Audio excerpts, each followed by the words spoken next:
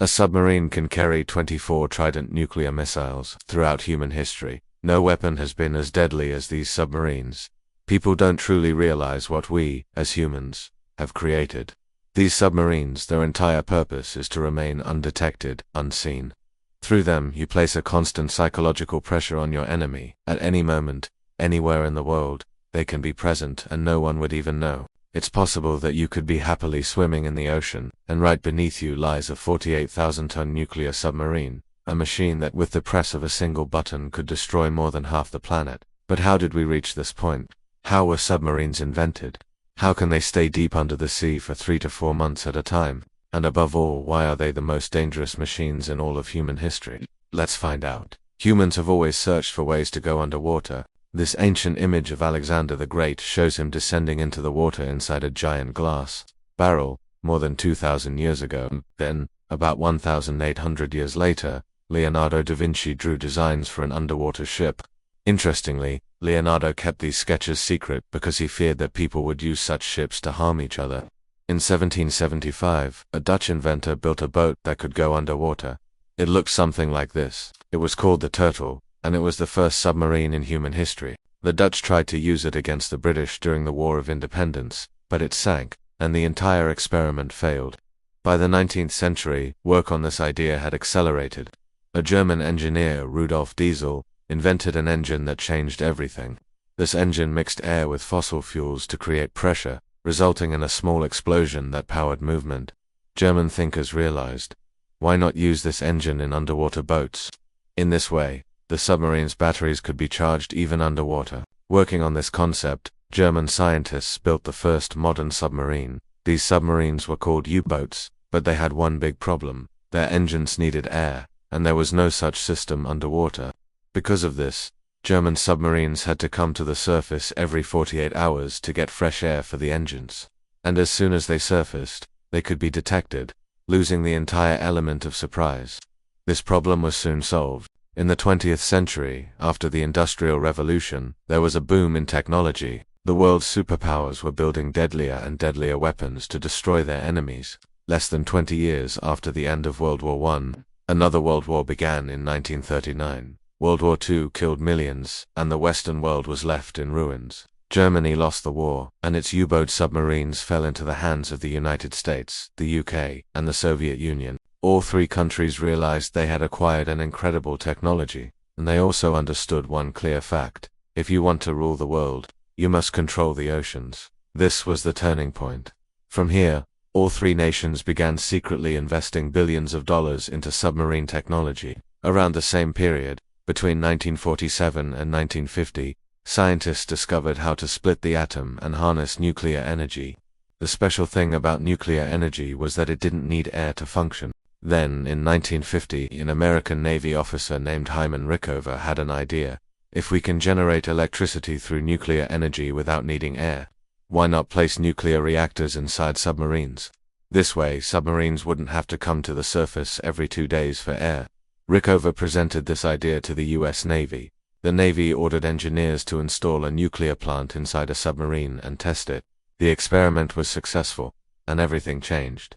Now submarines no longer needed to surface frequently.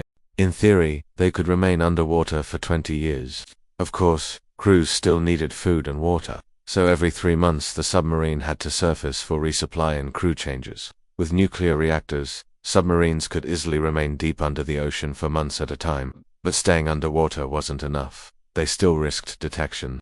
Sonar technology, which uses sound waves to detect objects underwater, was already advanced among superpowers. To counter it, submarines were coated with rubber tiles so sonar signals wouldn't bounce back. Engines were redesigned to run in near-silent mode. Inside, every surface was covered with rubber to reduce noise. Life on board was isolated from the outside world. Every crew member had a special email address where family could send messages, but each email was reviewed by top management before being passed on. This was to prevent any sensitive information from reaching the crew.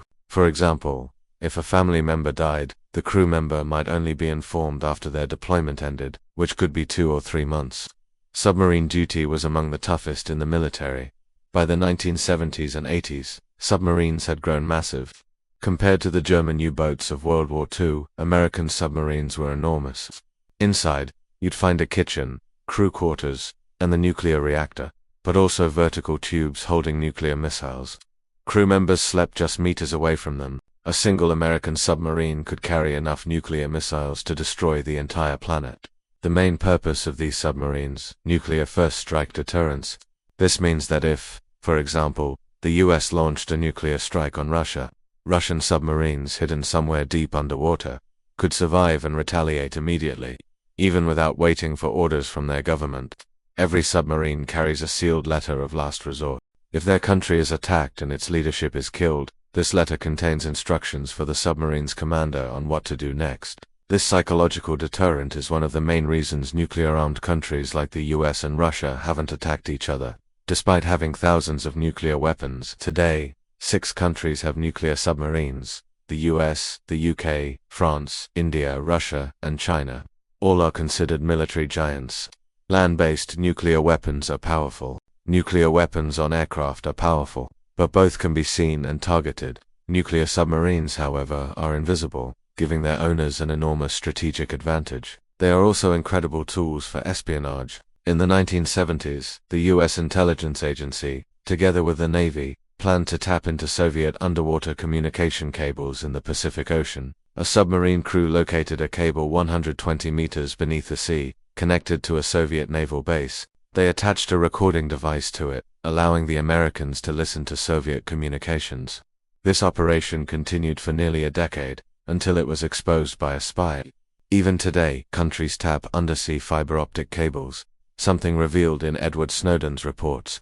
Now, how destructive are these submarines? Each nuclear missile carries multiple warheads.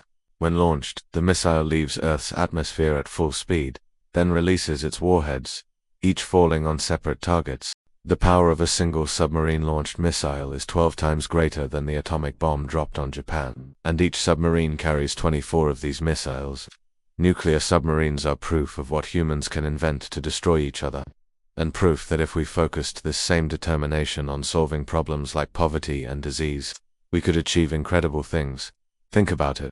Keeping a machine running underwater for 3 to 4 months without air once seemed impossible. Yet we made it happen, simply because power, control, and money drive us. Imagine what we could do if those same forces were directed toward peace.